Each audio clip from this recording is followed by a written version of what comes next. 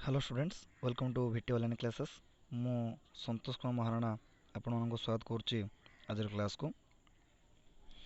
आज आम पढ़ा प्लस टू रो एम आइल आम मैंने प्रीवियस क्लास आम देखी प्रीवियस क्लास आम पढ़ी जे प्रीवियस क्लास आम प्लस टू रो एम आइल रो द्वितीय एकक यानी कि पद्य विभाग आम आरंभ करते तो से बड़पण माने प्रथम पद्यटी आरंभ करथिले आम माने तो बड़पणर प्रथम पृष्ठटी आम कभर करथिले। तो प्रथम पृष्ठ आम देखिथिले जे लेखक दरबार उपस्थित राजा मानक प्रश्न करछन्ति जे तुमे माने कहार संतान से कथा तुम मानकर मने नाही, तुमे माने सिंह औरसरु जन्म होइतिबा श्वान अट एमती कही लेखक कौन करछन्ति ना से दरबार उपस्थित राजा मानक व्यंग करछन्ति एवं निंदा करछन्ति अनेक जेमिति कि लेखक कहछन्ति तुम आगे माने पूर्वे जो राजा माने थिले से माने जो उत्कलर स्वामी माने थिले से माने बन्ही शिखा परी यानी निया परी बहुत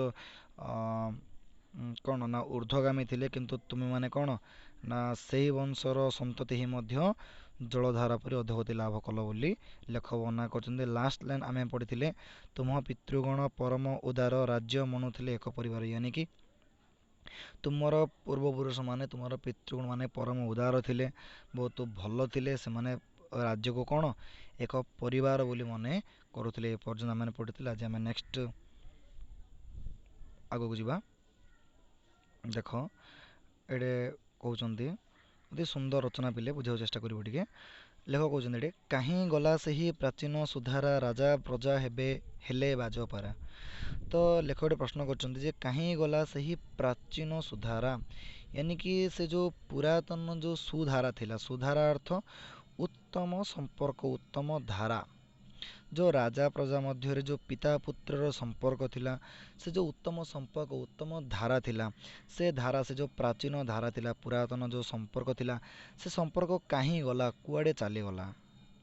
राजा प्रजा एबे हेले बाजपारा राजा और प्रजा माने कौन हले ना वर्तमान पूर्वे राजा प्रजा कौन थिले ना राजा प्रजा कौन थिले पिता पुत्र भली थिले किंतु वर्तमान कौन से ही राजा प्रजा बाज पारा हो गले। बाज अर्थ हूँ पे संचाण छंचाण बाज पारा अर्थ पारा डोव क्लियर। तो बाज पारा भितर संपर्क कौन बाज एवं पारार बाज पारार संपर्क हूँ शत्रुता शत्रुता संपर्क बुझा पड़ुची शत्रुता संपर्क। तो लेख ये कहे लेखक कहार अर्थ हूँ जे पूर्वे राजा एवं प्रजा भितर कौन थिला ना पिता पुत्र संपर्क थिला किंतु एबे कौन शत्रुता संपर्क आसी पहुँची जाइछि। क्लियर होची बुझा पड़ुची। देन देख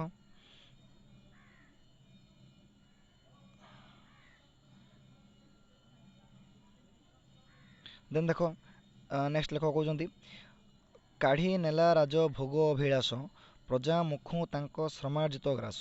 तो कौन हला कौन कहउछन लेख देखो ना काढ़ी नेला राज भोग अभिलाष राज भोगर अभिलाष अभिलाष यानी इच्छा अभिलाष यानी इच्छा राजभोग।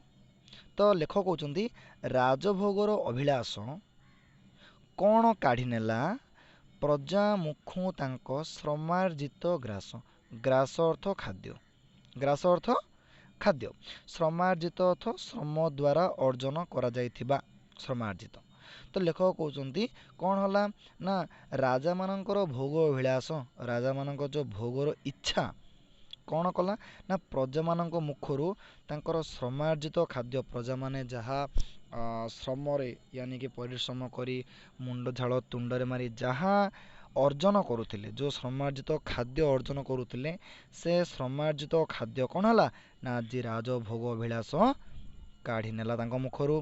देशी होई तुम्भे आचरिल नीति निर्मम विदेशी सर्वशोषी नीति पिले ये तुमर आसो जम कलंकार देख नीति नीति वार्ड समझ ना जम कलंकार देख ए नीतिर अर्थ हूँ सबुदिन यहाँ आमर आसो कौन ना समोच्चारित शब्द को बुझेब ए नीतिर अर्थ हूँ सबुदिन नीति ए नीतिर अर्थ हूँ न दीर्घ तो हर्ष नीतिर अर्थ हूँ नियम। तो ତ ଲେଖକ ଏଠି ବର୍ଣ୍ଣନା କରୁଛନ୍ତି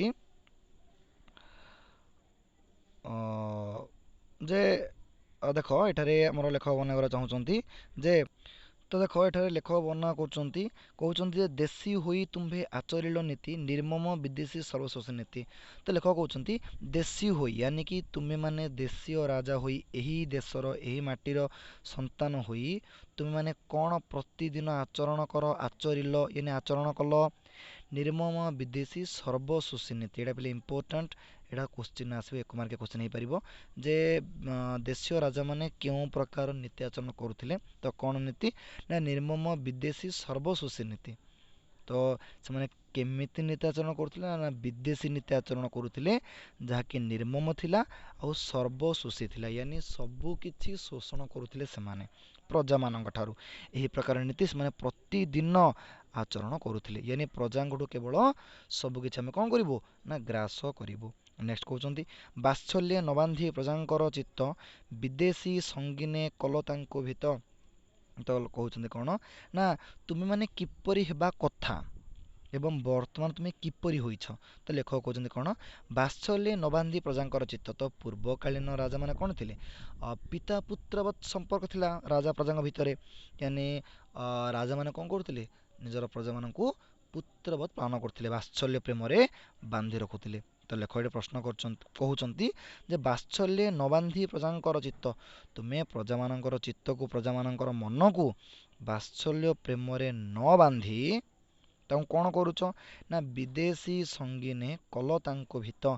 ବିଦେଶୀ ସଙ୍ଗୀନେ ସଙ୍ଗୀନ ଅର୍ଥ ପିଲେ ହେଉଛି ବନ୍ଧୁକ ମନକ ସଙ୍ଗୀନ ଅର୍ଥ ବନ୍ଧୁକ ଅର୍ଥ ଲେଖ ପିଲେ ବହି ବାହାର କରି ଅର୍ଥ ଲେଖ ବସି କେବଳ ଭିଡ଼ିଓ ଦେଖନି ବହି ଧର ଅର୍ଥ ବି ଲେଖୁଥାଅ ପେନସିଲରେ। ତ ବିଦେଶୀ ସଙ୍ଗୀନ ଅର୍ଥ ବିଦେଶୀ ବନ୍ଧୁକରେ। ତ ଏଇଠୁ ପ୍ରଶ୍ନ ଉଠିବ ଯେ ଦେଶୀୟ ରାଜାମାନେ ବିଦେଶୀ ବନ୍ଧୁକ ଆଣିଲେ କେମିତି। ତ ଏଇଠି କ'ଣ ହେଇଥିଲା ପିଲେ ଦେଶୀୟ ରାଜାମାନେ କ'ଣ କରୁଥିଲେ ନା ବିଦେଶୀଙ୍କ ସହିତ ମିଶି ଯାଇଥିଲେ ୟାନି କି ବିଦେଶୀମାନଙ୍କ ସହାୟତାରେ ସେମାନେ ନିଜର ପ୍ରଜାମାନଙ୍କୁ କ'ଣ କରୁଥିଲେ ଶାସନ କରୁଥିଲେ। ତ ବିଦେଶୀମାନଙ୍କର ବନ୍ଧୁ ଦେଶ କ'ଣ କରୁଥିଲେ ନିଜର ପ୍ରଜାମାନଙ୍କୁ ଭୟଭୀତ କରାଉଥିଲେ। ଭୀତ ଅର୍ଥ ପିଲେ ଭୟଭୀତ କରାଇବା ଭୀତ ଅର୍ଥ ଭୟଭୀତ କରାଇବା। କ୍ଲିୟର ହେଉଛି ବୁଝା ପଡ଼ୁଛି। ଯଦି ବି କିଛି ବି ଡାଉଟ୍ ରହୁଛି ଭିଡ଼ିଓକୁ ପଜ୍ କରି ବାରମ୍ବାର ଦେଖ ତଥାପି ଯଦି ବୁଝା ନ ପଡ଼ୁଛି ତେବେ କମେଣ୍ଟ କରି ପଚାର। କ୍ଲିୟର ହେଉଛି। ନେକ୍ସଟ ଦେଖ ଆଗକୁ ଯିବା। ଗନ୍ତା ଘର ହେଲା ତୁମ୍ଭର ସର୍ବସ୍ୱ ସର୍ବସ୍ୱ ପ୍ରାସାଦ ଗାଭୀ ହସ୍ତି ଅଶ୍ଵ। ସୁନ୍ଦର କହୁଛନ୍ତି ଏଠାରେ କ'ଣ କହୁଛନ୍ତି ଦେଖ ଗନ୍ତା ଘର ଷ୍ଟୋର ହାଉସ୍ ଯେଉଁଠି ଆମେ ପଇସା ପତ୍ର ଟଙ୍କା ଆଦି ରଖୁଛେ। ତ ଦ୍ୟାଟ୍ସ କଲ୍ଡ ଗନ୍ତା ଘର ଟ୍ରେଜର ହାଉସ୍। ତ ଲେଖକ କହୁଛନ୍ତି କ'ଣ ଗନ୍ତା ଘର ହେଲା ତୁମ୍ଭର ସର୍ବସ୍ୱ ୟାନି ସବୁକିଛି।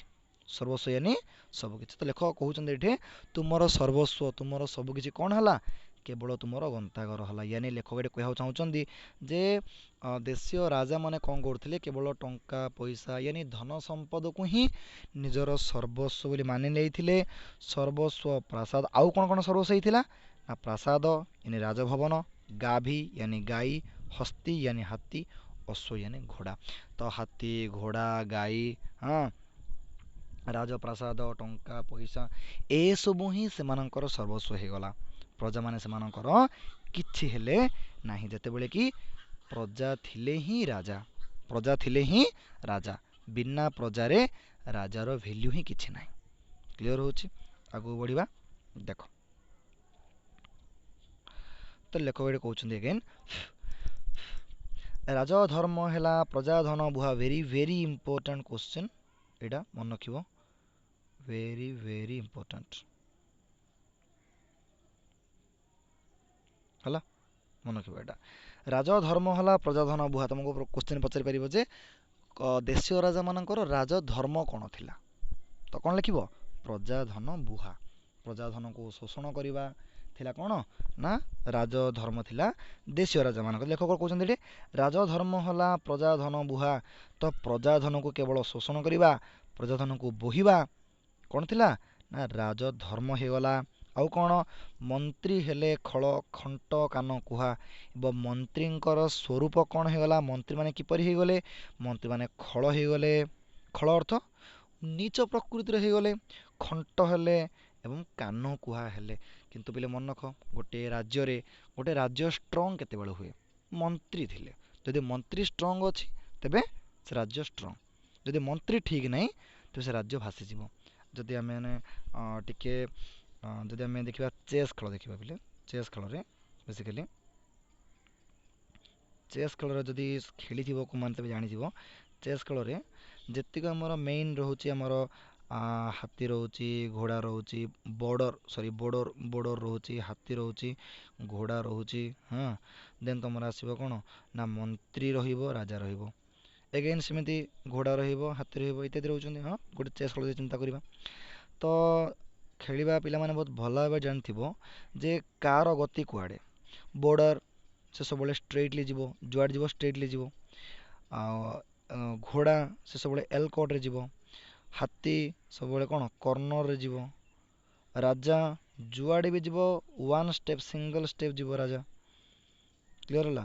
କିନ୍ତୁ ଦେଖ ମନ୍ତ୍ରୀ ଆର ଯୁଆଡ଼େ ଇଚ୍ଛା ଏଜ୍ ୟୁଜୁଆଲ୍ ଚଏସ୍ ଅନୁସାରେ ସେ କର୍ଣ୍ଣରରେ ଯାଇପାରିବ, ଷ୍ଟ୍ରେଟ୍ ଯାଇପାରିବ, ଏମିତି ସାଇଡ଼୍ରେ ଯାଇପାରିବ, ସେ ସବୁଆଡ଼େ ଯାଇପାରିବ। ତ କହିବା ତାତ୍ପର୍ଯ୍ୟ ହେଲା ମୁଁ ତମକୁ ଗୋଟେ ଚେସ୍ ଖେଳ ଶିଖଉନି। ତ କହିବା ତାତ୍ପର୍ଯ୍ୟ ହେଲା ଯେ ଗୋଟେ ମନ୍ତ୍ରୀର ପାୱାର କ'ଣ, ଗୋଟେ ମିନିଷ୍ଟରର ପାୱାର କ'ଣ ମୁଁ ତୁମକୁ କହୁଛି। ଯେମିତି ମିନିଷ୍ଟରର ପାୱାର କ'ଣ ନା ଆମର ଯେମିତି ଆମର ଚେସ୍ ଖେଳରେ ମିନିଷ୍ଟର କ'ଣ ତାର ଯୁଆଡ଼େ ଇଚ୍ଛା ସେ ସିଆଡ଼େ ଯାଇପାରେ। ଠିକ୍ ଗୋଟେ ମିନିଷ୍ଟରର ପାୱାର ଅଛି ସେ ପ୍ରକାର। ଏନେ ଗୋଟେ ମିନିଷ୍ଟର ଯାହା ଚାହିଁବ ତାହା କରିପାରେ। ଏନେ ମିନିଷ୍ଟରର ମାଇଣ୍ଡ ବହୁତ ଅଧିକ। ରାଜା କୁହନ୍ତି ନା ରାଜା ଗୋଜା। ରାଜା ମୁଣ୍ଡରେ କିଛି ନଥାଏ। ମନ୍ତ୍ରୀ ଯାହା କହେ ରାଜା ତଦନୁରୂପ କାର୍ଯ୍ୟ କରେ। ତେଣୁକରି ଯାହା ମାଇଣ୍ଡ ହେଉଛି କେବଳ ମନ୍ତ୍ରୀର, ମିନିଷ୍ଟରର। କିନ୍ତୁ ଲେଖକ ଏଠି କହୁଛନ୍ତି ପୁରାତନ ମନ୍ତ୍ରୀମାନେ ସେମିତି ଥିଲେ। କିନ୍ତୁ ବର୍ତ୍ତମାନର ମନ୍ତ୍ରୀ କ'ଣ ହେଲେ ନା ଲେଖକ କହୁଛନ୍ତି ଦେଖ ବର୍ତ୍ତମାନ ମନ୍ତ୍ରୀ କ'ଣ ହେଲେ ଲେଖକ କହୁଛନ୍ତି ହଁ ଖଳ ଖଣ୍ଟ କାନ କୁହା ୟାନି ଆ କଥା ତା କଥାକୁ କହିବା, ଯାହାକୁ ଆମେ ରୂଢ଼ିରେ କହିପାରିବା ଏ ଘର ମାଉସୀ ସେ ଘର ପିଉସୀ। ରୂଢ଼ି ଏ ଘର ମାଉସୀ ସେ ଘର ପିଉସୀ ୟାନି ଏପଟ କଥା ସେପଟେ କହିବା, ସେପଟ କଥା ଏପଟ କହିବା। କାନ କୁହା ବୋଲି କହନ୍ତି ବା ତମ ରୂଢ଼ିରେ କୁହାଯାଏ କ'ଣ ନା ଏ ଘର ମାଉସୀ ସେ ଘର ପିଉସୀ ବୋଲି। ଖଣ୍ଟ ଖଳ ପିଲେ ଗୋଟେ ଅର୍ଥ ବୁଝେଇବ ୟାନି କି ଖରାପ ପ୍ରକୃତିର। ତ ମନ୍ତ୍ରୀମାନେ ଏହି ପ୍ରକାର ହେଇଗଲେ। ତ ଚିନ୍ତା କର ଦେଶ କେମିତି ହେବ, ରାଜ୍ୟ କେମିତି ଚାଲିବ, ବୁଝା ପଡ଼ୁଛି। ଦେନ୍ ଦେଖ ଲେଖକ କହୁଛନ୍ତି ତଣ୍ଡି ଦୁଃଖୀ ରଙ୍କ ଅରକ୍ଷିତ ରାଣ୍ଡ ବିଦେଶୀଙ୍କି ଖୁଆ ଇଲକୁକୁ ଟାଣ୍ଡ। ହଁ, ବିଦେଶୀଙ୍କି ଖୁଆ ଇଲକୁକୁ ଟାଣ୍ଡ। ଲେଖକ କହୁଛନ୍ତି କ'ଣ ନା ତଣ୍ଡି ଅର୍ଥ ପିଲେ ତଣ୍ଟି ଚିପି। ତଣ୍ଡି ଅର୍ଥ ହେଉଛି ତଣ୍ଟି ଚିପି ବା ଶୋଷଣ କରି ତଣ୍ଡି। ଆମର ପ୍ରାୟତଃ ଏ ୱାର୍ଡ଼ଟା ସାହିତ୍ୟିକ ୱାର୍ଡ଼, ପ୍ରାୟତଃ ଆମର ଘରୋଇ ୱାର୍ଡ଼ ମଧ୍ୟ ମାନେ ବେଳେବେଳେ ମଧ୍ୟ ବ୍ୟବହାର କରନ୍ତି ଯେ ଅତ୍ୟଧିକ ଯେଉଁମାନେ ଖାଆନ୍ତି ସେତେବେଳେ ଲୋକମାନେ କୁହନ୍ତି ହଁ ତଣ୍ଡି ଯା ତା ଅର୍ଥ ଖାଇଯା। ବୁଝିଲା ନା ନାଇଁ? ତଣ୍ଡି ଅର୍ଥ ହେଉଛି ଖାଇଯିବା। ବୁଝା ପଡ଼ୁଛି? ତ ତଣ୍ଡି ଅର୍ଥ ଏଠି ତଣ୍ଟି ଚିପି ଶୋଷଣ କରିବାକୁ ବୁଝେଇବ। ତ ତଣ୍ଡି ହେଲେ କାହାକୁ ସେମାନେ ଶୋଷଣ କରୁଥିଲେ ଲେଖକ କହୁଛନ୍ତି ଏଠାରେ। କାହାକୁ ଶୋଷଣ କରୁଥିଲେ ରାଜାମାନେ, ମନ୍ତ୍ରୀମାନେ ନା ତଣ୍ଡି ଦୁଃଖୀ ରଙ୍କ ଅରକ୍ଷିତ ରାଣ୍ଡ। ତ ଦେଖ ଦୁଃଖୀ ମାନେ ଯେଉଁ ଦୁଃଖରେ ଚଳେ, ରଙ୍କ ମିନ୍ସ ଯାହାକୁ ଖାଇବାକୁ ପିଇବାକୁ ମିଳେନି ତାକୁ ରଙ୍କ ବୋଲି କୁହାଯାଏ। ଆମେ କହୁନି କାହିଁକି ରଙ୍କ ଉପରେ ହେଉଛୁ, ଗୋଟେ ୱାର୍ଡ଼ ଅଛି ରଙ୍କ ଅର୍ଥ ଅତ୍ୟଧିକ ଆଶାୟୀ ହେଇଯିବା, ଅତ୍ୟଧିକ ଲାଳାୟିତ ହେଇଯିବା, ତାକୁ ରଙ୍କ ବୋଲି କହନ୍ତି। ଅରକ୍ଷିତ ଯାହାର କେହି ରକ୍ଷାକାରୀ ନାହାନ୍ତି, ଅରକ୍ଷିତ କୁହାଯିବ। ରାଣ୍ଡ ଏ ୱାର୍ଡ଼ଟା ଆମର ବିଧବା ସ୍ତ୍ରୀଙ୍କ କ୍ଷେତ୍ରରେ ୟୁଜ୍ କରାଯାଏ ରାଣ୍ଡ। ଏଇଟା କୌଣସି ପିଲା ଦେଖୁଛୁ ନା କୌଣସି ଗାଳି ନୁହଁ, ଏଇଟା ସାହିତ୍ୟିକ ୱାର୍ଡ଼ଟା। ବୁଝା ପଡ଼ୁଛି? ସାହିତ୍ୟିକ ୱାର୍ଡ଼, ଏଇଟା ଗାଳି ନୁହଁ। ଆମେ ଏଇଟାକୁ ଗାଳିରେ ବିନିଯୋଗ କରୁଛେ, ତ ଏଇଟା ଗାଳି ନୁହଁ, ଗୋଟେ ସାହିତ୍ୟିକ ୱାର୍ଡ଼। କିନ୍ତୁ ଏହା କ'ଣ ନା ବିଧବା ସ୍ତ୍ରୀ କ୍ଷେତ୍ରରେ ବ୍ୟବହାର କରାଯାଏ। ତେଣୁକରି କୌଣସି ମଧ୍ୟ ଝିଅକୁ ବା କନ୍ୟାକୁ ଏହି ଶବ୍ଦରେ ଡାକିବା ଠିକ୍ ନୁହଁ। ପ୍ରାୟତଃ ମାଆ ମାନେ କ୍ରୋଧ ପରବଶ ରାଗି ଯାଇକି ଡାକି ଦିଅନ୍ତି, କିନ୍ତୁ ଏଇଟା ଠିକ୍ ନୁହଁ। କ'ଣ ପାଇଁ ନା ଏଇଟା କେବଳ ବିଧବା ସ୍ତ୍ରୀଙ୍କୁ ଡକାଯାଏ। ଯେହେତୁ ତମ ଝିଅଟା ଏଯାଏଁ ବାହା ହେଇନି କିମ୍ବା ବାହା ହେଇଥିଲା ମଧ୍ୟ ଏ ପ୍ରକାର ୱାର୍ଡ଼ ବ୍ୟବହାର କରାଯାଏ ନାହିଁ, ଅଶୁଦ୍ଧ ବୋଲି ମନେ କରାଯାଏ। କ୍ଲିୟର ହେଉଛି? ବୁଝା ପଡ଼ୁଛି? ତ ଦେଖ କହୁଛନ୍ତି ତଣ୍ଡି ଦୁଃଖୀରଙ୍କ ଅରକ୍ଷିତ ରାଣ୍ଡ। ତ କ'ଣ କଲେ ନା ଦେଶୀୟ ରାଜାମାନେ କ'ଣ କରୁଥିଲେ ନା ଦୁଃଖୀ ରଙ୍କି ଅରକ୍ଷିତ, ହଁ, ଏବଂ କ'ଣ ବିଧବା ସ୍ତ୍ରୀମାନଙ୍କୁ କ'ଣ କରୁଥିଲେ ନା ତାଙ୍କ ଧନରତ୍ନ ଶୋଷଣ କରୁଥିଲେ। ବିଦେଶୀଙ୍କି ଖୁଆଇଲ କୁକୁଟାଣ୍ଡ। ତ କ'ଣ କଲେ ସେମାନେ, ସେ ଯେଉଁ ଟଙ୍କା ପଇସା ସେମାନଙ୍କଠୁ ଶୋଷଣ କରି ସେମାନେ କ'ଣ କରୁଥିଲେ ନା ବିଦେଶୀମାନଙ୍କୁ କୁକୁଟାଣ୍ଡ, ସନ୍ଧି କରାଯାଇଛି ବୋଲି କୁକୁଟ ଯୁକ୍ତ ଅଣ୍ଡ, କୁକୁଟ ଯୁକ୍ତ ଅଣ୍ଡ, କୁକୁଟ ଅର୍ଥ ହେଉଛି କୁକୁଡ଼ା, ଅଣ୍ଡ ଅର୍ଥ ହେଉଛି ଅଣ୍ଡା, ଡିମ୍ବ। ତ ସେମାନେ କ'ଣ କରୁଥିଲେ ନା ଏମାନଙ୍କଠୁ ଦୁଃଖୀ ରଙ୍କିମାନଙ୍କଠୁ ଟଙ୍କା ପଇସା ଶୋଷଣ କରି ବିଦେଶୀମାନଙ୍କୁ କ'ଣ କରୁଥିଲେ ନା କୁକୁଟାଣ୍ଡ ଖୁଆଉଥିଲେ। କାରଣ ବିଦେଶୀମାନଙ୍କ ଶକ୍ତିରେ ହିଁ ଏମାନେ ପିଲେ ସବଳ ହୋଇଯାଇଥିଲେ, ବିଦେଶୀମାନଙ୍କ ଶକ୍ତିରେ ହିଁ ଏମାନେ ସବଳ ହୋଇଯାଇଥିଲେ। ତ ମୁଁ ଟିକେ ଇତିହାସ ଆଡ଼କୁ ଯିବି ପିଲେ। ତୁମମାନଙ୍କର ମନେ ଥିବ ଯେ ଯେତେବେଳେ ଆମର ଦେଶୀୟ ରାଜ୍ୟଗୁଡ଼ିକର ମିଶ୍ରଣ କରାଗଲା, ଦେଶୀୟ ରାଜ୍ୟଗୁଡ଼ିକର, ସେତେବେଳେ ବହୁତ ଗୁଡ଼ିଏ ଦେଶୀୟ ରାଜ୍ୟ ଆମର ଦେଶ ସହ ମିଶିବାକୁ ମନା କରିଦେଇଥିଲେ। ଆର ମୁଖ୍ୟ କାରଣ କ'ଣ ଜାଣିଛ ନା? କ'ଣ ପାଇଁ ନା ଇଂରେଜମାନଙ୍କ ଦୟାରୁ, ଇଂରେଜମାନଙ୍କ କୃପାରେ ସେମାନେ କ'ଣ କରିଥିଲେ ନା ଗୋଟେ ଗୋଟେ ଏରିଆର ସ୍ୱାମୀ ହେଇଯାଇଥିଲେ, ପ୍ରଭୁ ହେଇଯାଇଥିଲେ, ରାଜା ହେଇଯାଇଥିଲେ। ତ ଯଦି ସେମାନେ ଭାରତ ସହ ମିଶିଯିବେ ତେବେ କ'ଣ ହେବ ନା ସେମାନଙ୍କର ଯେଉଁ କ'ଣ କୁହାଯିବ, ସେମାନଙ୍କର ଯେଉଁ ଇଣ୍ଡିପେଣ୍ଡେନ୍ସ ଥିଲା, ୟାନି ଯେଉଁ ସ୍ୱାଧୀନତା ଥିଲା ସେଇଟା ଆଉ ରହିବନି।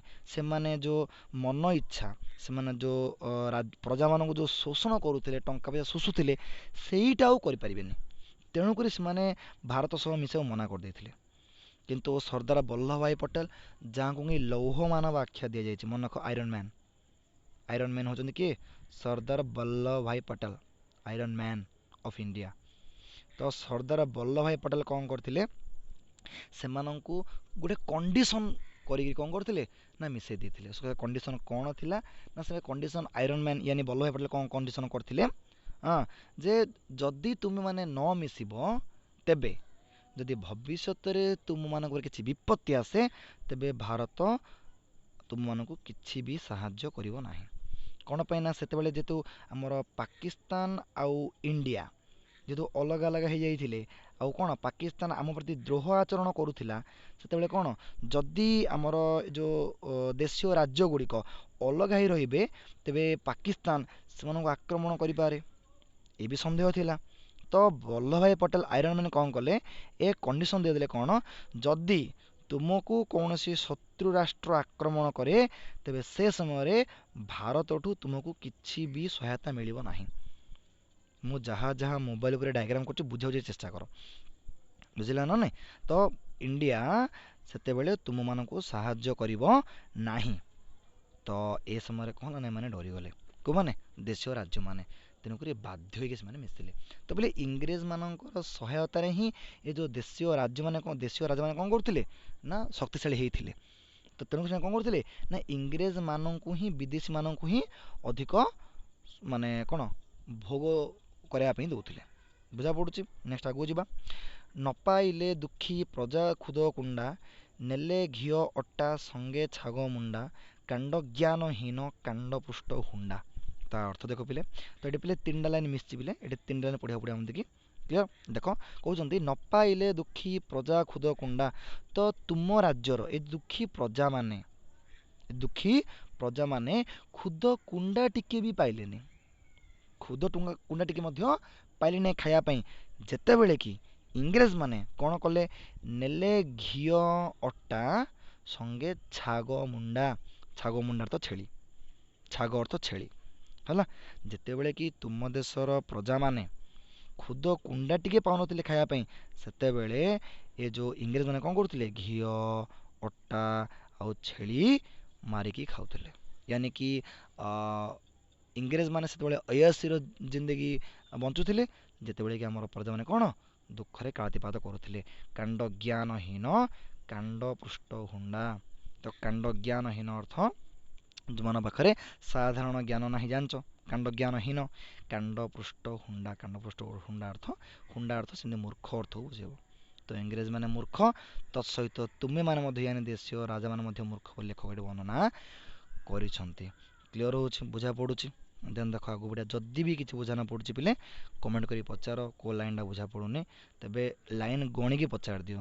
ताकि आम सहज बुझीपर जे सार मतामत कि ए लाइनटा बुझा पड़ुनि काउंटर ए लाइन बुझा पड़ुनि तुमको बुझाइदेवी क्लियर देन आगू जा अभीष्ट देवता कल लोभ प्रेत नचे तिल खाई विपदर बेत तो लेखटे कहते विपदर बेत यानी इंग्रेज मैंने आमको केते हैरान करते कष्ट देते आमको तुम मैंने से कौन इंग्रेज मान अधीन को ही जाऊच ये विपदर बेत बोली कहते इंग्रेज मैंने आम कौन गोटे विपद तुम मैंने जानी सुद्धा चेतिल नहीं आउ कौन कल अभीष्ट देवता कल लोभ प्रेत यानी केवल लोभ को कौन कल अभीष्ट तुम मैंने कल लोभ को तुम अभीष्ट कल अभीष्ट अर्थ जहाँ तुमर इच्छा ताको अभीष्ट बोली कह जाए अभीष्ट अर्थ जी तुमर इच्छा तो लेखक कहते कौन आम कौन अभीष्ट देवता अर्थ कौन जहाँ तुमर प्रिय महापुरु जहाँ तुमर प्रिय भगवान ताको अभीष्ट बोली कह जाए तो लेखक कहते कौन ना देशीय राजा मैंने कौन करते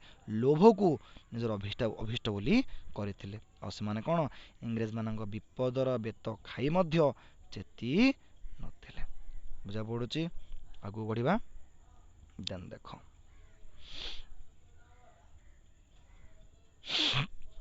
आगू देखा देख सदा होई पाप द्रविण प्रत्याशी प्रजा मध्य पाप वृद्धि की मनासी लेख कहते सदा होई पाप द्रविण ने पापरे द्रवीभूत हो रहा पापरे बुड़ी रहा तो लेखक कहते कौन सदा होई पाप द्रविण प्रत्याशी सर्वदा तुम्हें पाप भितर डुबी रहिल एवं पाप प्रत्याशी रहिल प्रत्याशी आर संधि जो प्रतियुक्त आसी प्रत्याशी मन रख प्रतियुक्त आसी यानी आशा करवा सब प्रतिफल पाइबार ही आशा कल तुम्हें माने सदा प्रत्याशी हल यानी प्रतिफल पाइबार ही आशा करच केबे भी किसी देवार आशा करी नाह आउ कौन करिच ना प्रजा मध्य पाप वृद्धि की मनासी आउ एत द्वारा कौन देख तो ये कौन कहते ना एत द्वारा तुम्हें माने तो पापरे डुबी रहिल तो सहित कौन कल ना प्रजा मान मध्य पाप को बढ़ेच तो किपरि पाप को बढ़ेइछंती लेखक ये कहते देख तो लेखक कहते देख केमी मु वर्णना करुच्ची देख पिले एबे मन कर गोटे राजा मन कर गोटे प्रजा को कौन कले ना जोरीमाना मागिले यानी किसी अर्थ मागिले जदि राजा धमक देइछंती कौन ना पूर्वकाल राजा कौन करुଥିଲେ ना देश राजा मैंने कौन करुଥିଲେ ना प्रजा मान अर्थ शोषण करुଥିଲେ टंका शोषण करुଥିଲେ तो से कहे जे एति टंका आमको दियो हाँ एति अर्थ दियो आमको जदि प्रजा पाखरे नथिबो से अर्थ से कौन करेंगे राजा को मना करेंगे राजा कौन कहे जदि तुम्हें न देव तेरे तुम मुंड काट सियोर तुमको मरज मृत्युदंड दिज्व तो जीवन समस्त लोभ तो से कौन करेंगे बाध्य होई से प्रजा माने बाध्य होई किछि ना किछि पापवृत्ति आचरण करी कौन करेंगे से अर्थ आदाय केमिति अर्थ कौटू आने चोरी की हो क्या दंड देकी हो किछि भी करी से कौन करेंगे ना अर्थ आदाय करेंगे अर्थ आनिले तो टंका आनिले तो राजा को देवे जहाँफल कौन होता ना राजा मैंने तो पापरे द्रवीभूत रोते तो सहित कौन होता प्रजा मध्य पाप वृद्धि प्राप्त करुले मनासी यानी इच्छा करुले प्रजा मान कौन करुले पाप वृद्धि करुले नेक्स्ट कौन देख रही थाओ टाकी करी जरीमाना धने पुराइबा लगी माल खाना तो कौन कहते रही थाओ टाकी टाकी अर्थ चाह रहा टाकी अर्थ चाह रहा तो लेख कहते रही थाओ टाकी यानी सब चाह रही थाओ कौन पाई करी जरीमाना कौन टिके भूल हो गला तेरे जरीमाना करी धने पुराइबा लगी माल खाना तो जरीमाना पकई केमिति हेले धन रे कौन करेंगे ना माल खाना यानी कि आमर जो हाँ माल खाना रोचे आमर कौन ट्रेजेरी जो कहला से ट्रेजेरी को केवल भरी करेंगे बुझा पड़ुची तो पूर्वतन राजा मानकर को प्रकार लक्ष्य थिला उद्देश्य थिला किपरि प्रजा मान को जोरीमाना करी केवल निजर माल खाना को धन रे पुरेबे सही विषय चिंता करुथिले देख नेक्स्ट लेख कौन कहते सुंदर कथा लेख कहते आगो को देख धनर लालसा जाग्रते स्वपने धन बिनु नाही आन चिंता मने तो लेख गोटे कौन कह निंदा कर न्यून कथा कहते कौन ना धनर लालसा जाग्रते स्वपने जाग्रत यानी चेता थिया समय स्वप्न यानी स्वप्ने କ୍ଲିୟର। ଧନ ବିନୁ ନାହିଁ ଆନ ଚିନ୍ତା ମନେ। ତ ସବୁବେଳେ ଖାଲି ଧନ ଧନ ଧନ ଧନ ଧନ। ଆଁ ଧନର ଲାଳସା, ତୁମର ଧନର ଯେଉଁ ଇଚ୍ଛା, ଧନ ଅର୍ଜନର ଇଚ୍ଛା, ଜାଗ୍ରତ ଚେତା ଥିଲା ବେଳେ, ଶୋଇଲେ ବେଳେ, ଆଁ ସବୁବେଳେ ସେ ଚିନ୍ତା ତମର। ଧନ ବିନୁ ନାହିଁ ଆନ ଚିନ୍ତା ମନେ। ଧନ ବ୍ୟତୀତ ଆଉ କିଛି ବି ଚିନ୍ତା କରୁନ। ଆଚାର୍ଯ୍ୟ ଶଙ୍କରାଚାର୍ଯ୍ୟ କହିଛନ୍ତି ଯେ ମା କୁରୁ ଧନ ଜନ ଯୌବନ ଗର୍ଭମ୍ ହରତି କାଲଃ ନିମେଷାତ୍ ସର୍ବମ୍। ମା କୁରୁ ଧନ, ମୁଁ ଟିକେ ଛୋଟ କରିଦେଉଛି ଟିକେ ବୁଝାଯିବ ତୁମ ଦେଖି। ଦେଖ, ଶଙ୍କରାଚାର୍ଯ୍ୟ କହିଛନ୍ତି ମା କୁରୁ ଧନ ଜନ ଯୌବନ। ଶଙ୍କରାଚାର୍ଯ୍ୟ ନିଜର କ'ଣ କୁହାଯିବ ଯେ ସେଟା ଆମର ରହିଛି ଭଜଗୋବିନ୍ଦମ କାବ୍ୟ, ଯାହାକୁ ମୋହମୁଦ୍ଗର ବୋଲି କୁହାଯାଏ। ତ ଭଜଗୋବିନ୍ଦମ କାବ୍ୟରେ ବର୍ଣ୍ଣନା କରିଛନ୍ତି ଶ୍ଲୋକରେ ମା କୁରୁ ଧନ ଜନ ଯୌବନ ଗର୍ଭମ୍। ମା ଅର୍ଥ ପିଲେ ସଂସ୍କୃତରେ ନାହିଁ, ମନେ ରଖ। ମା ଅର୍ଥ ନାହିଁ, କୁରୁ ଅର୍ଥ କରନି, କରିବା। ତ କହୁଛନ୍ତି ମା କୁରୁ ଧନ ଜନ ଯୌବନ ଗର୍ଭମ୍। ତ ଶଙ୍କରାଚାର୍ଯ୍ୟ କହୁଛନ୍ତି ଯେ ହେ ମୂର୍ଖମାନେ, ହେ ମୂଢ଼ମତିମାନେ, ଧନ ଜନ ଯୌବନରେ କେବେ ବି ଗର୍ବ କର ନାହିଁ। କ'ଣ ପାଇଁ? କାରଣ ଏ ତିନି ହେଉଛନ୍ତି କ୍ଷଣସ୍ଥାୟୀ। ଆଜି ତୁମ ପାଖରେ ଟଙ୍କା ଅଛି, ଧନ ଅଛି, କାଲି ସକାଳେ ନଥିବ। ଆଜି ତୁମ ପାଖରେ ଜନ ଅର୍ଥ ପିଲା ଆମର ପୁତ୍ର ପୌତ୍ର ସନ୍ତତି ଏମାନଙ୍କୁ ବୁଝେଇବ। ଆଜି ଆମ ପାଖରେ ଆମର ପିଲାମାନେ ଅଛନ୍ତି, କାଲି ସକାଳେ ଯିଏ ଯାହା ବାଟେ ଧନ ଅର୍ଜନ ପାଇଁ ଚାଲିଯିବେ। ଆଉ ଯୌବନ ଆଜି ଅଛି, କାଲି ଚାଲିଯିବ। ଆଜି ଏ ସୁନ୍ଦରତା ଆମ ପାଖରେ ଅଛି, ଆଉ ଗୋଟେ 20 ବର୍ଷ ପରେ ସେ ସୁନ୍ଦରତା ରହିବ ନାଇଁ। ତ ଶଙ୍କରାଚାର୍ଯ୍ୟ କହୁଛନ୍ତି ମା କୁରୁ ଧନ ଜନ ଯୌବନ ଗର୍ଭମ୍ ହରତି କାଳଃ ନିମେଷାତ୍ ସର୍ବମ୍। ହରତି କାଳଃ ନିମେଷାତ୍। ଅକ୍ଷର ଟିକେ ବୁଝା ପଡ଼ୁନଥିବ ପିଲେ, କାରଣ ଲେଖିବାଟା ସୁବିଧା ହେଉନି, ତଥାପି ଟିକେ ବୁଝିବାକୁ ଚେଷ୍ଟା କର। ସର୍ବମ୍, ମୁଁ ଯାହା କହୁଛି ଶୁଣ। ତ ଲେଖକ କହୁଛନ୍ତି କ'ଣ ନା, ଆଚାର୍ଯ୍ୟ ଶଙ୍କର କହିଛନ୍ତି ଯେ ମା କୁରୁ ଧନ ଜନ ଯୌବନ ଗର୍ଭମ୍ ହରତି କାଳଃ ନିମେଷାତ୍ ସର୍ବମ୍। ହରତି यानी ହରଣ କରିନିଏ, କାଳ यानी ସମୟ यानी ସମୟ, ଯେଉଁଟାକି ଆମର ବହୁତ ଇମ୍ପୋର୍ଟାଣ୍ଟ ଫ୍ୟାକ୍ଟର। ତ ଲେଖକ କହୁଛନ୍ତି, ମାନେ ଶଙ୍କରାଚାର୍ଯ୍ୟ କହିଛନ୍ତି ଯେ ଏ ଉପରେ ଗର୍ବ, ଧନ ଜନ ଯୌବନକୁ ଗର୍ବ କର ନାହିଁ। କ'ଣ ପାଇଁ ନା କାଳ କ'ଣ କରେ, ନିମିଷକ ମଧ୍ୟରେ, ନିମିଷକ ମଧ୍ୟରେ, କ୍ଷଣ ମୁହୂର୍ତ୍ତରେ କ'ଣ ହେବ, ସବୁକିଛି ହରଣ କରି ନେଇଯାଏ। ଆଜି ଥିବ ତୁମ ପାଖରେ, କାଲି ନଥିବ। ବୁଝା ପଡ଼ୁଛି? ଦେଖ ପାଠକୁ ଏଣ୍ଟ୍ରି କରିବା ଆଗେନ୍। ତ ଲେଖକ ଏଠି କହିଛନ୍ତି, ଆମ ପାଠକୁ ଆସିବା। ତ କହୁଛନ୍ତି କ'ଣ, ଧନର ଲାଳସା ଜାଗ୍ରତେ ସ୍ୱପ୍ନେ ଧନ ବିନୁ ନାହିଁ ଆନ ଚିନ୍ତା ମନେ। ତ ଏଠି ରାଜାମାନଙ୍କୁ କହିଛନ୍ତି ତୁମାନେ କେବଳ ଜାଗ୍ରତେ ସ୍ୱପ୍ନେ ସବୁବେଳେ ଖାଲି ଧନ କଥା ହିଁ ଚିନ୍ତା କରୁଛ। ଧନ ବ୍ୟତୀତ ଆଉ କିଛି ବି ଆନ ଚିନ୍ତା, ଅନ୍ୟ ଚିନ୍ତା କିଛି ବି ତ ମନରେ ନାହିଁ। ତ ଧନର ସାଫଲ୍ୟ ସୁବ୍ୟୟ କେବଳ ଯକ୍ଷ ପ୍ରେତାକୁ ଜଗି କେଉଁ ଫଳ। ତ ଲେଖକ ଏଠି କହୁଛନ୍ତି ଯେ ଧନର ସାଫଲ୍ୟ ସୁବ୍ୟୟ କେବଳ, ସାଫଲ୍ୟ ମାନେ ସଫଳତା, କୌଣସି ଗୋଟେ ଜିନିଷର ସଫଳତା ପିଲେ, କୌଣସି ଗୋଟେ ଜିନିଷର ସଫଳତା। ତୁମେ ପାଠ ପଢ଼ୁଛ, ତୁମ ସଫଳତା କେତେବେଳେ? ଯେତେବେଳେ ତୁମେ ମାନେ ମାର୍କ ଆଣିପାରିବ, ପ୍ରପର ମାର୍କ ଆଣିପାରିବ, ତୁମ ସେଟା ସଫଳତା। ବୁଝିପାରୁଛ? ତୁମ ପଢ଼ାର ସଫଳତା ସେଇଟା, ତୁମ ପଢ଼ାର ସାଫଲ୍ୟ ସେଇଟା। ଯଦି ଟପର ହେଇପାରିଲ, ମାର୍କ ଆଣିପାରିଲ ଭଲ, ତୁମେ ମନୁଷ୍ୟ ଜନ୍ମ ପାଇଛ, ଯଦି ମାନବୀୟ ଗୁଣ ତୁମ ପାଖରେ ରହିଲା, ତେବେ ତୁମର ମାନବ ଜୀବନ ସଫଳ ହେଲା। ବୁଝା ପଡ଼ୁଛି? ତ ଲେଖକ ଏଠି ବର୍ଣ୍ଣନା କରୁଛନ୍ତି ଧନର ସଫଳତା କେଉଁଠି ଅଛି, ଧନର ସାଫଲ୍ୟ କେଉଁଠି ଅଛି, ଧନର ସଫଳତା କେଉଁଠି ଅଛି। ଲେଖୁଛନ୍ତି ସୁବ୍ୟୟରେ, ମାନେ ଉତ୍ତମ କର୍ମରେ ବ୍ୟୟ କରିବା। ବ୍ୟୟ ଅର୍ଥ ଖର୍ଚ୍ଚ କରିବା, ବ୍ୟୟ ଅର୍ଥ ଖର୍ଚ୍ଚ। ତ ଲେଖକ କହୁଛନ୍ତି କ'ଣ ନା ଧନର ସାଫଲ୍ୟ ସୁବ୍ୟୟର ଅଛି, ମାନେ କି ଉତ୍ତମ କାର୍ଯ୍ୟରେ ବ୍ୟୟ କରିବା ଦ୍ୱାରା ହିଁ ଧନର ସଫଳତା ମିଳେ। ତୁମେ ପାଠ ପଢ଼ିବ, ତୁମର ମାର୍କ ଆସିବନି, ତ ତୁମର ପାଠ ପଢ଼ାର ସଫଳତା ହେଲାନି। ବୁଝା ପଡ଼ୁଛି? ତ ଠିକ୍ ସେମିତି ତୁମ ପାଖରେ ଧନ ଅଛି, ଟଙ୍କା ପଇସା ଅଛି, ଯଦି ତାକୁ ଉତ୍ତମ କାର୍ଯ୍ୟରେ ବ୍ୟୟ ନ କରିପାରୁଛ, ତେବେ ତା'ର ସଫଳତା ଲାଭ କରିପାରିବ ନାହିଁ। ସେ ଧନ ମାଟି ସମାନ। ବୁଝା ପଡ଼ୁଛି?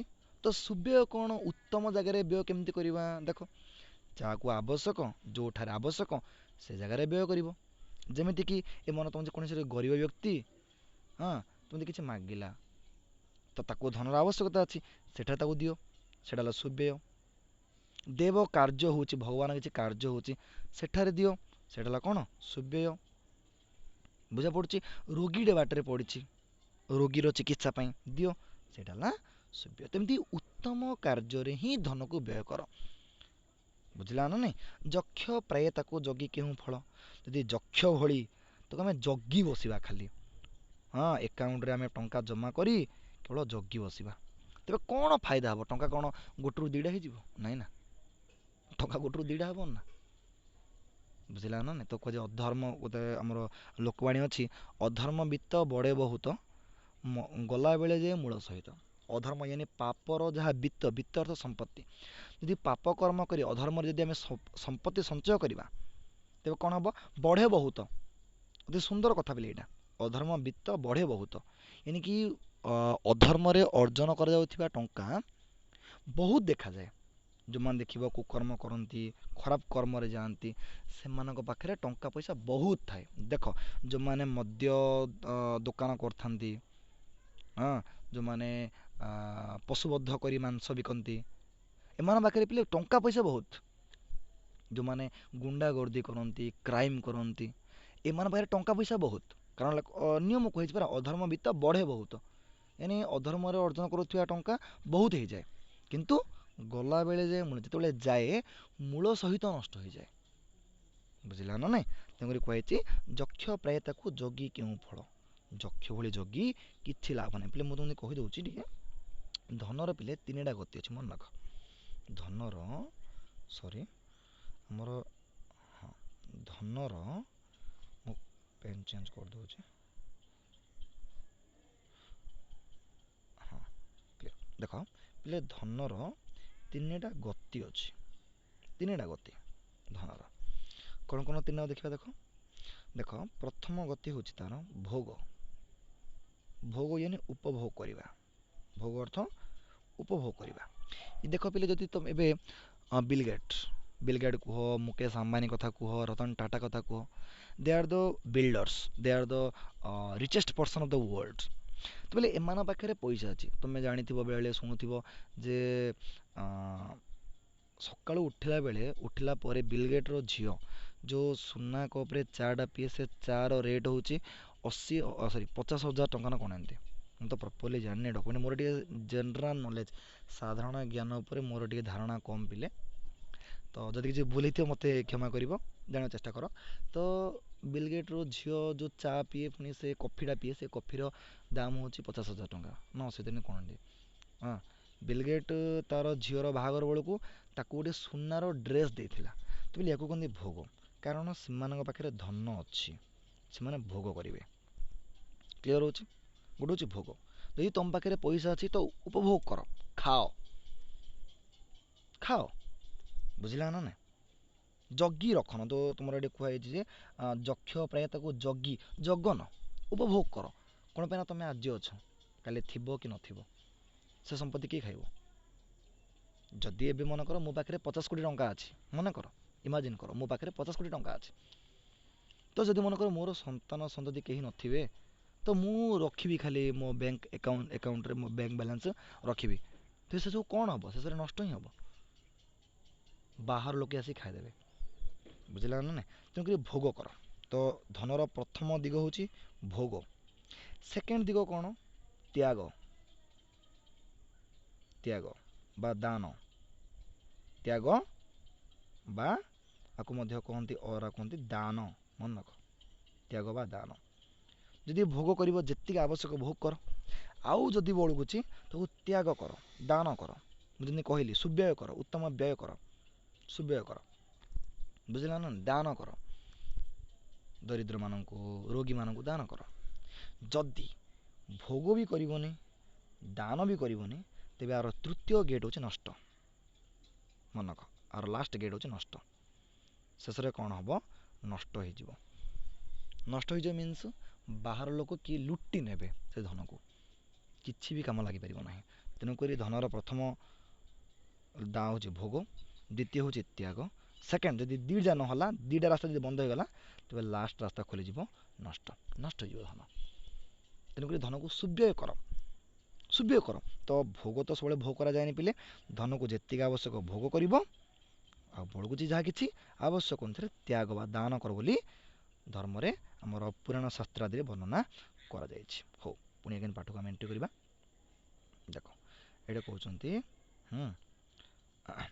ମଞ୍ଚେ କେତେ ଆସି କେତେ ଗଲେ ଭାଇ, କିଏ ନେଇଗଲେ କି ଧନ ମୁଣ୍ଡାଇ।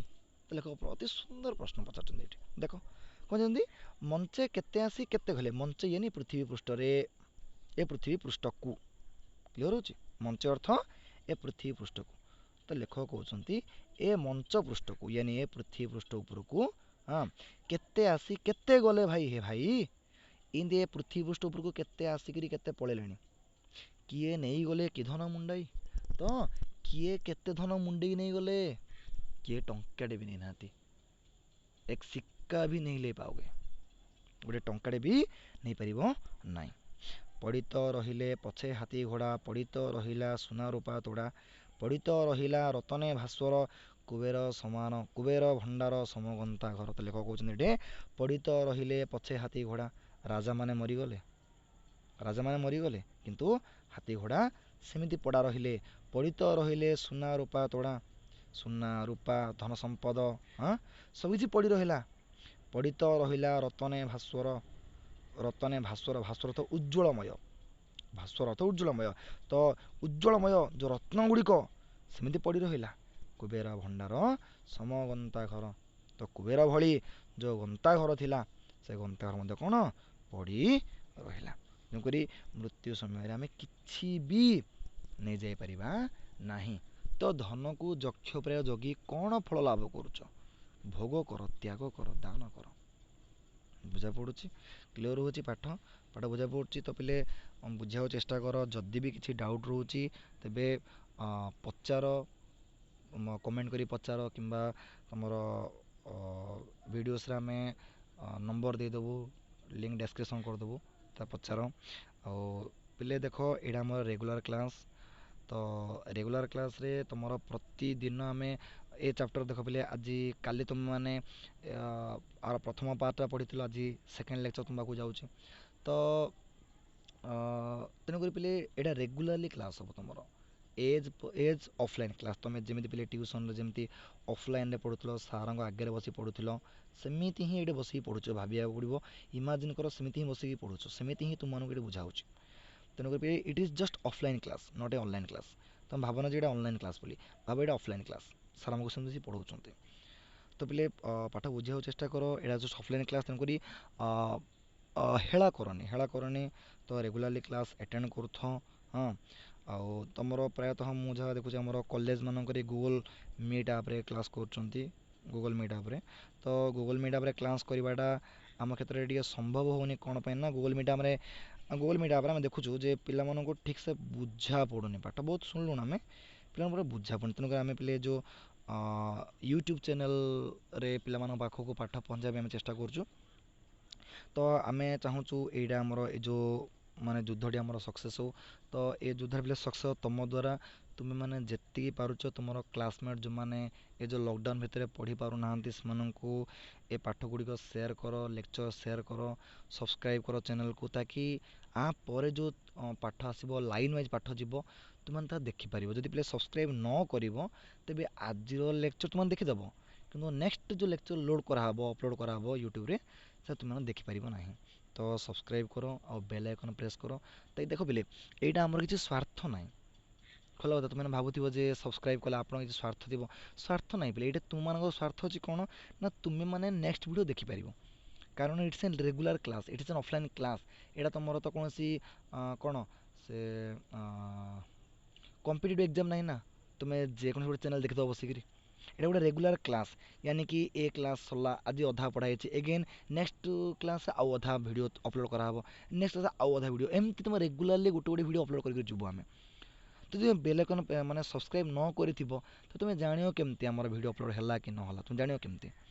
ତ ବହୁତ ଗୁଡ଼ିଏ ସାଙ୍ଗ ଅଛି ନା। ତ ପିଲେ ଦେଖ, ଏ ସମୟରେ ଲକଡାଉନ୍ ସମୟରେ ତ କିଏ ବି ଭଲକି ପଢ଼ି ପାରୁନାହାନ୍ତି, ସମସ୍ତଙ୍କର ପଢ଼ିବାକୁ ଇଚ୍ଛା, କିନ୍ତୁ ପଢ଼ିପାରୁନା। ତେଣୁକରି ସମସ୍ତଙ୍କୁ ହେଲ୍ପ ହେବ ଯେ ସମସ୍ତ ପାଖରେ ଯାହା ପାଖରେ ବି ହ୍ୱାଟ୍ସଆପ୍ କଣ୍ଟାକ୍ଟ ଅଛି ତ ତୁମର ଯେଉଁ ସାଙ୍ଗମାନେ ଅଛନ୍ତି ସେମାନଙ୍କୁ ସେୟାର କର।